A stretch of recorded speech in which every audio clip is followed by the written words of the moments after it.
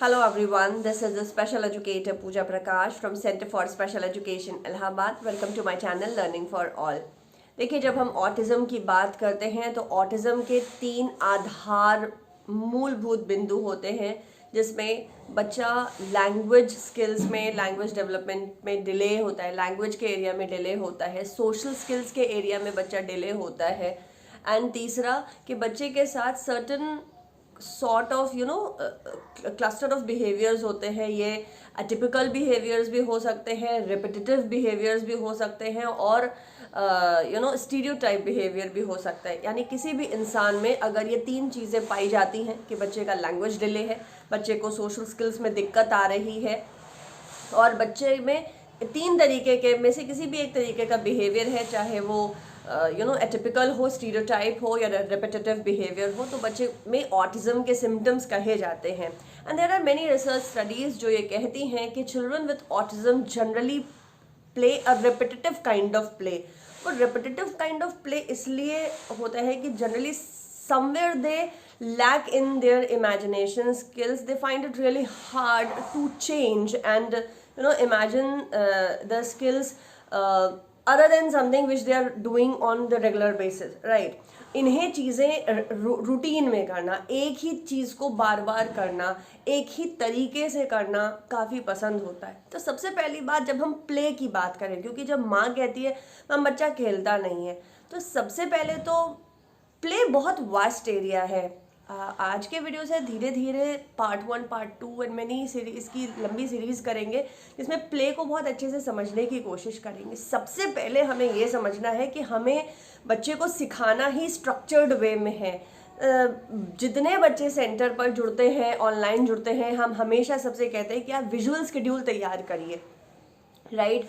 Visual schedule तैयार करने का सबसे बेस्ट तरीका है कि आप अपने पूरे दिन को 4 सेक्शंस में तोड़िए, सुबह, दोपहर, शाम, रात, और उनसे किन्हीं 5 मेजर एक्टिविटीज़ के को पिकअप करिए और उनके फ़ोटोज़ करिए। इस पर ऑलरेडी एक रिकॉर्डेड वीडियो है जो मैंने लास्ट ईयर अपलोड किया था।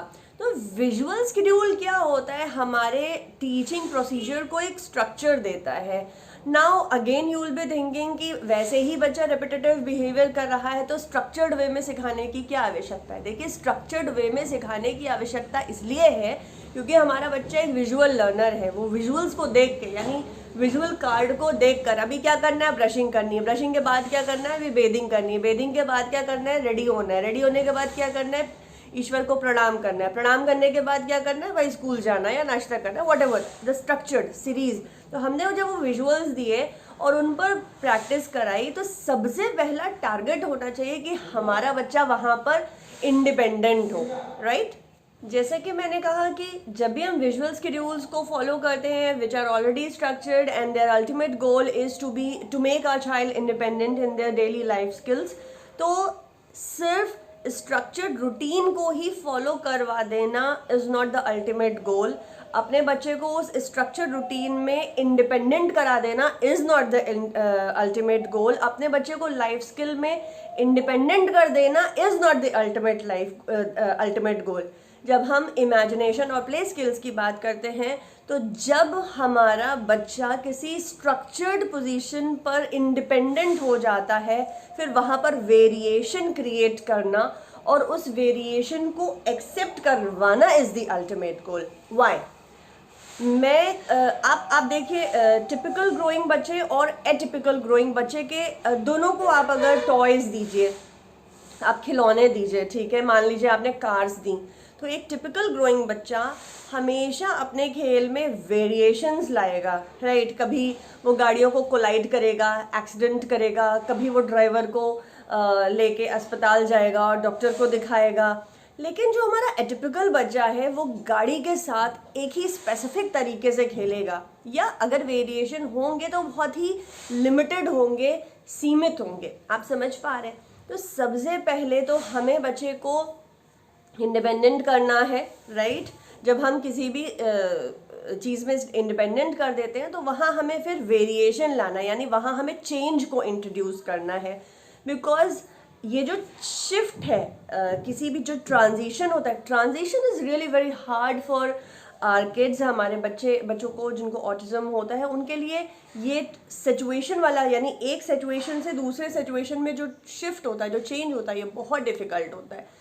तो हमको यहाँ चेंज को कैसे मैनेज करना है? चेंज को मैनेज करने के लिए जब भी आप कोई भी एक्टिविटी को चेंज करें तो हमेशा पहले हाईली प्रेफर्ड एक्टिविटी से उसको चेंज करें। फॉर एग्जांपल, अगर आपको आपके रूटीन में एक स्पेसिफिक काम के बाद दूसरा काम लगा हुआ है, तो अब आपको पता है कि उस काम पे हमारा बच्चा बिल्कुल इंडिपेंडेंट हो गया, अच्छे से करने लगा है, फॉलो करने लगा है, तो आप वहाँ पर उस एक्टिविटी की जगह जो हाईली प्रेफर्ड एक्टिविटी है उसको लगाएंगे। और जब बच्चा उस पर भी सेट हो जाएगा तो यानी लो प्रेफर्ड एक्टिविटी को लगाएंगे। ऐसे में फिर एक समय के बाद प्रैक्टिस करते करते वो समय भी आएगा जो लीस्ट, जो मतलब पसंद ही नहीं है एक्टिविटी, हम उसको भी लगाएंगे। अब हमारा बच्चा highly preferred, low preferred and least preferred तीनों एक्टिविटीज़ के लिए बच्चा बिल्कुल रेडी है, यानी वो चेंज को एक्सेप्ट कर ले रहा है। बहुत सारे बच्चे होते हैं, बहुत सारी मदर्स होती है जो हमसे कहती हैं कि मैम हमारा बच्चा सिर्फ इसी तरीके के कपड़े पहनता है, या यही शर्ट पहनता है, या यही टी शर्ट पहनता है। कुछ माएँ तो यहाँ तक बताती हैं कि मैम जब सेंटर आते हैं, कभी अगर ट्रैफिक ज़्यादा है तो हम किसी दूसरे रूट से आएँ तो वो उसको आने को मना करते हैं, रेजिस्ट करते हैं कि नए रास्ते पर क्यों जा रहे हो। अब आप बताइए, जब ये एक छोटा सा स्लाइट ट्रांजिशन है, स्लाइट शिफ्ट है, स्लाइट चेंज हम टॉलरेट नहीं कर पा रहे हैं, तो ये जो चेंज है, जो लाइफ है, which is so unpredictable, we have to teach our child the concept of transition, shift and change, because life is unpredictable. I hope you're going to find this video helpful. Please don't forget to share this video with all the needy people of our special community. Let's spread the awareness, and it's a very important topic, imagination, play skill and autism. मैं आपको मिलती हूँ इसी के आगे की कुछ कड़ियों में. Till then, happy parenting.